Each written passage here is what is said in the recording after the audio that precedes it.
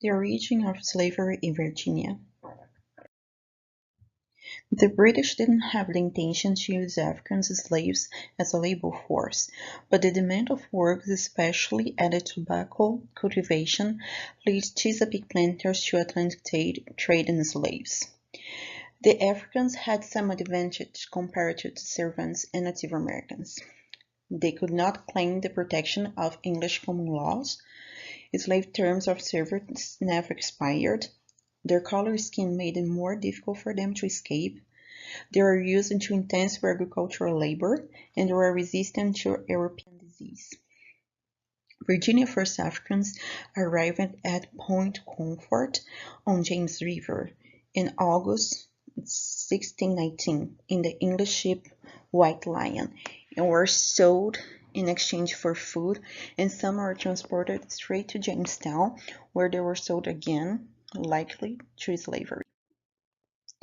In 1620, the number of Africans in Virginia increased to 32, but then dropped again in 1624 to 21, most likely because of effects of disease and also the Second Anglo-Powhatan War.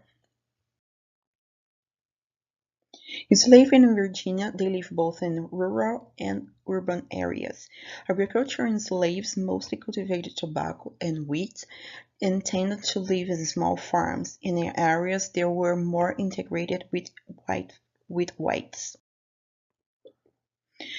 During the most part of the 1600s, Virginia labor force consisted primarily of white unfree servants and a handful of convict laborers, who in many cases were treated no better than slaves.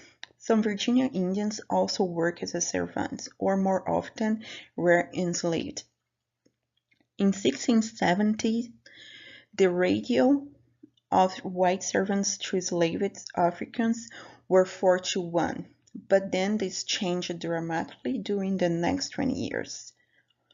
So by the end of 1690s, the ratio had reversed. There were now 4 times as many enslaved Africans as white servants in Virginia.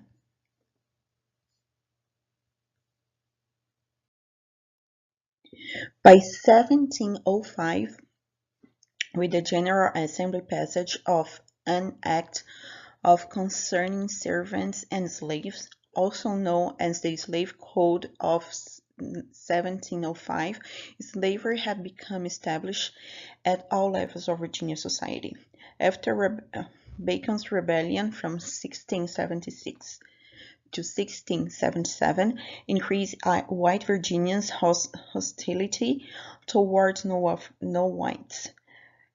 This early form of racism led white Englishmen to think of dark-skinned people as inferior.